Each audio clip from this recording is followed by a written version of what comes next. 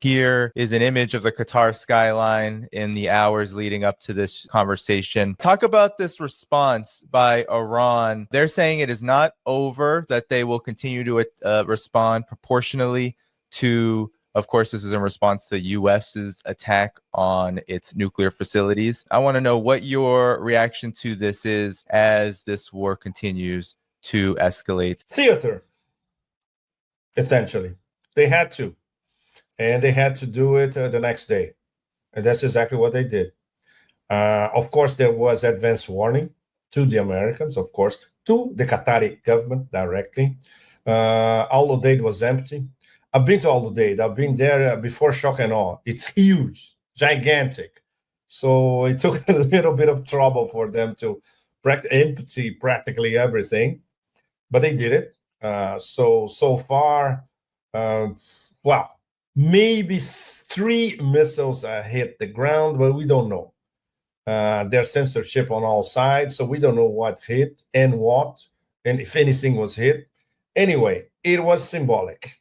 They needed proportional, not exactly proportional, because, if assuming those mobs were really perforating 6 of them, we still don't know exactly what and what perforated what, and if anything was perforated at all. Anyway, 6 missiles, proportional. And of course, the message is something like, okay, I'm getting very musical these days, so another one for you. Motown. Nowhere to run, baby. Nowhere to hide. This one goes straight to CENTCOM. The headquarters of CENTCOM is in Al Udeid. So this is a message, and this is a message to all the GCC countries, not only Qatar, which I'm sure they totally understood. The message is, Trump brought this on you all. And this is our warning to all of you. If they escalate, their bases in your nations will pay the price. So I'm sure everybody perfectly understood the message. UAE, Bahrain, etc. There's no indication that there will be an escalation after that. From Iran, certainly not. We were talking about this even yesterday, even before the attacks. And apparently there are some echoes from Washington that the circus ringmaster does not want an escalation. So maybe this theater stops now. We don't know. What does not stop, and it's the most important part, it's what happened this morning. This morning, Iran tested and launched missiles they haven't launched before, like the Ghadr. They launched more Fatah 1s. They launched more Haji Qassems. And this is just the beginning. Their strategy is concentrated meticulously on basically destroying as much as they can of the Israeli economy and essentially paralyzing the Israeli economy. They have a window of 2 to 3 weeks ahead of them, which it looks very, very promising from the IRGC point of view. And I'll give you the one information that settles it all. This came from Channel 11 in Israel. They are usually very well informed what goes on in the genocidal cabinet, let's put it this way, Mossad, Shin Bet, all that. Apparently, the Israelis sent a formal request to Tehran to end the war now. The missile war, let's put it this way. And the Iranian response is, no, it ends when we decide it ends. Mm-hmm. Once again, you start a war and you know how to finish. This is what we get. And the genocidals are getting exactly what they did not bargain for. So the next 2 to 3 weeks are going to be crucial. We should not forget that the Iranian strategy after the first 48 hours, and they were stunned by the Israeli attack, they reprogrammed the whole thing. They replaced the whole chain of command. They start working, 24/7. They got their act together, and that's it. Okay, we're going to strike all the key nodes of Israel, in fact. So now this is not strategic patience anymore. It's calculated strategic deterrence and offense, which is exactly what they're doing. And this morning proved it. This could be the beginning of some devastating extra attacks, including new targets that they didn't hit before, like the port of Ashdod and power plant close to Ashdod as well. So they can disable all of Israeli ports whenever they want it. It's on the way. Not to mention they already bankrupt Eilat, doesn't count anymore. They can disable Ben Gurion Airport. Not very hard. It's already started. They already disabled Rafael, which is the Israeli equivalent of Raytheon, Lockheed Martin, etc. They already disabled the local MIT, the Weizmann Institute. And the list goes on. So this is their strategy. There will not be a frontal attack against the US because they know it's suicidal.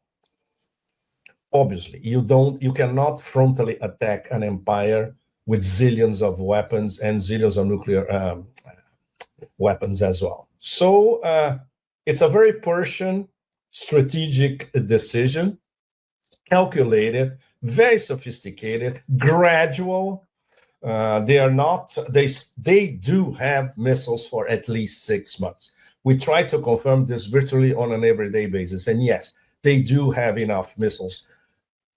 If they keep the rate of the bombing for the past few weeks, they can go on for at least 6 months. And what really happened in Fordo, Natanz, and Isfahan, there are some nuggets here and there popping up. And it's fascinating because basically they were empty. All of them. Everything that was important had already been evacuated. In Fordo, totally, members of the Majlis, the Iranian parliament, several of them had already said, okay, everything was evacuated days before, all the way to 48 hours before a possible attack during the weekend. By the way, Cy Hirsch, once again, for whom I have enormous respect, he got the scoop. Why? Because they gave him the scoop. Some of the people directly responsible. It's very simple. Cy Hirsch has the biggest Rolodex in Washington, so he can call everybody, and everybody can call him. And that's why he published the scoop. I discussed this with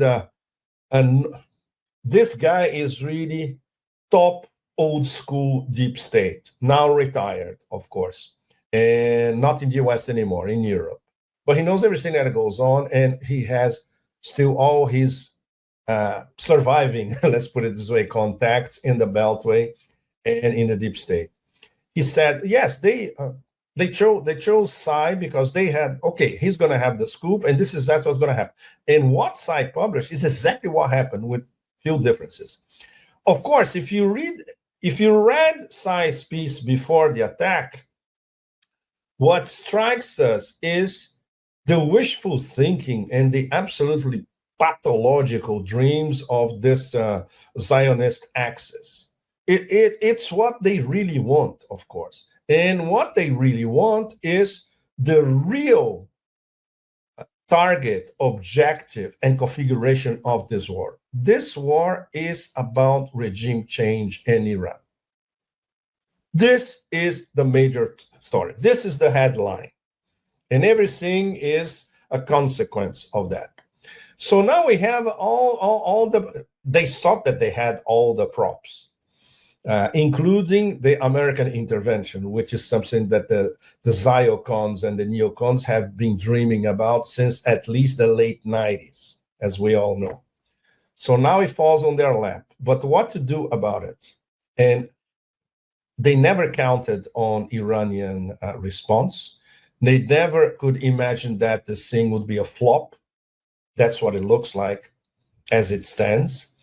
They thought that blow after blow will lead towards an insurrection inside Iran, leading towards regime change. And now they even have their puppet in waiting, that pathetic son of the Shah, which could not be more pathetic. He talks in English, this idiot. So we know who the public is not Iranians, definitely. And obviously, apart from the American public, what we call Terangeles, those Iranian immigrants who made a fortune, especially in LA. And obviously, all of them, let's say, assets or fifth columnists, essentially. So it's a joke. It's a cheap, tawdry script.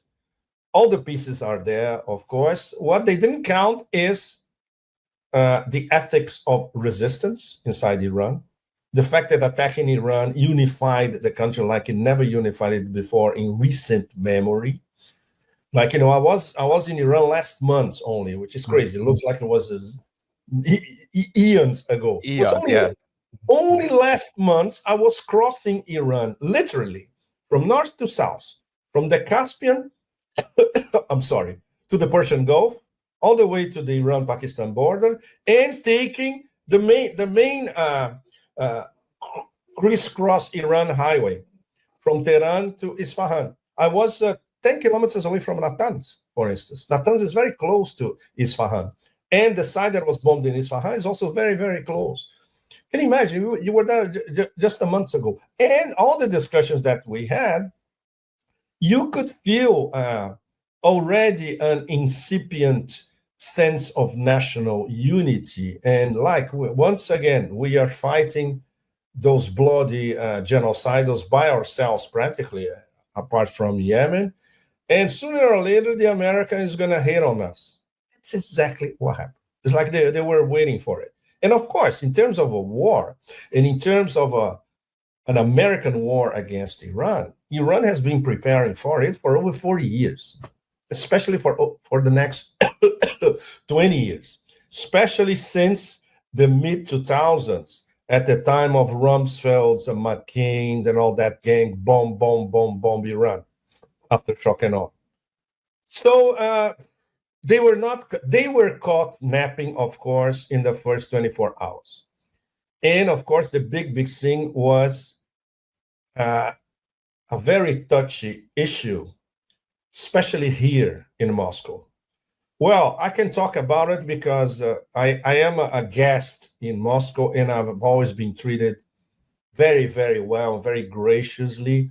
But sometimes as a foreigner, I can say things that the Russian media, and even Russian media close to the spheres of power, cannot. Russia helped Iran to put their military grid back together after it was hacked in the beginning of the Israeli attack. It's still a taboo subject here in Russia. There were some echoes last week at St. Petersburg Forum. I had some sideline conversations. I always bring that up, as much as I always try to bring up, what is Russia doing in practice to support Iran? Many things that we don't know, and they're not supposed to be public. And that's very important. The meeting today between President Putin and Foreign Minister Arakshi, so far, the meeting was a few hours ago. It's 10:15 at night now in Moscow. The meeting was early afternoon here in Moscow. No leaks so far, substantial leaks. But something that Peskov said was quite significant. Peskov, as you know, Putin's spokesman. He said, it all depends on what the Iranians ask from us. Right. Basically saying, the ball is in their court. If they need something larger than life, we're ready. And all across the spectrum, we're ready to. Putin, what leaked from what Putin told Arakshi is more or less on the same vein. We are already supporting Iran diplomatically, of course, and we are open to, of course, we want to solve this diplomatically, and he has to mention that over and over again. We cannot supply nuclear weapons to Iran because we are part of the NPT. legal, and don't forget, Putin is a legalistic guy. So that's correct. But, and that's the discussion here in Moscow for the past 24 hours, it's been feverish. What if, and I allude to it in my latest column, which should be coming out as we speak, or maybe afterwards. It will be published by Sputnik in Moscow. What if Moscow and Beijing proposed, or Iran requested, a nuclear umbrella for Iran? This means Moscow and Beijing, or only Moscow, would take care of the nuclear umbrella. The Iranian nuclear program will continue to be civilian, non-militarized, but they would have security guarantees of the owners of the nuclear umbrella, be it Russia or Russia-China. This is a possible scenario. We don't know if this might happen. Very complex, but it's possible. And there's this element of the famous letter that Ayatollah Khamenei penned personally to Putin and was delivered by Arakshi in the meeting early this afternoon. We don't know, of course, the tenor of the letter. Ayatollah Khamenei might have asked direct help from Russia. And if that's the case, Putin will deliver.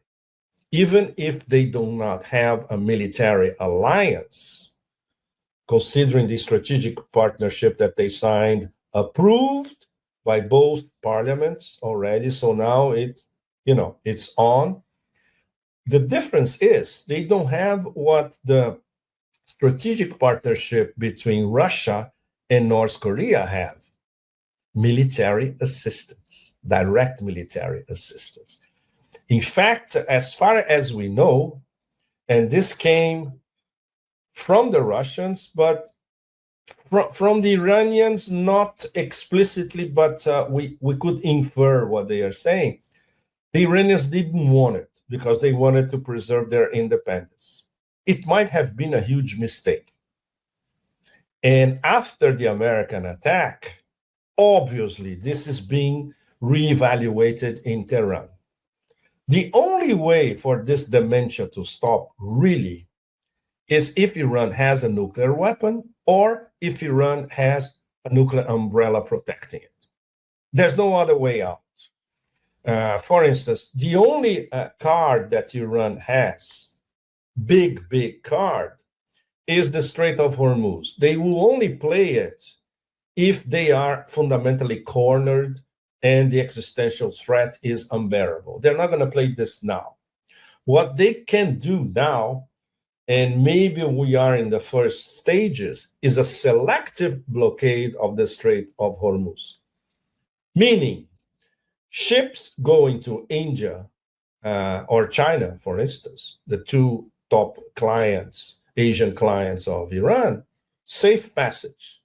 Ships transporting oil to the collective West, Europe, etc., no way. That's a way of, and they can enforce that, a selective blockade. So this is obviously being discussed now because the parliament already said, the parliament gave the go-ahead. Yes, block the Strait of Hormuz. So now the decision is between the Supreme Council in Iran and the final decision by Ayatollah Khamenei. The fact that we still don't have a decision means that they are debating how we're going to blockade the Strait of Hormuz. Depending on the way they choose it, Danny and all of you, it will be hell, obviously, for shippers, for insurance, for customers, clients in the West, etc. But not so much for China and India, especially. I had a very interesting email exchange with one of my old school deep state sources. And he said, the CIA advised, or at least warned Trump, that the Chinese are absolutely against the closure of the Strait of Hormuz. And this also played, according to him, this also played on Trump's plan to go ahead and attack anyway, because he knew that this could be a consequence and it would hurt China. But obviously, Trump or the people who are advising didn't think that the Iranians could come up with a third way solution, which is Chinese tankers and Indian tankers, free passage. And maybe we are going towards this scenario, which would make total sense. Totally closing down the Strait of Hormuz and bringing down the global economy, which is exactly what will happen. Goldman Sachs, I wrote a lot about that when I was with Asia Times in the 2010s. And another analyst, top level that was talking about it was Zoltan Poznar when he was the strategic head of Credit Suisse.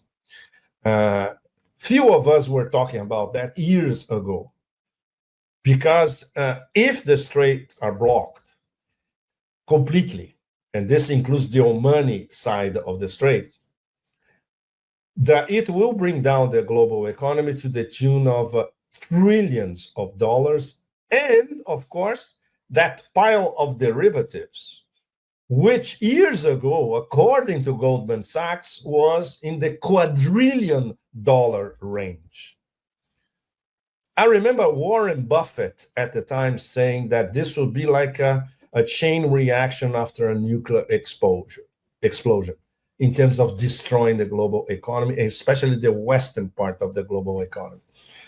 So if push comes to shove, Iran can play that ultimate card, but later on in the game.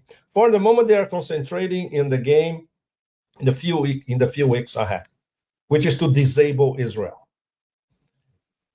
And that's what we should be paying close attention. And the fact that Israel is already suing for peace, between commas, is a very good indicator that it is working.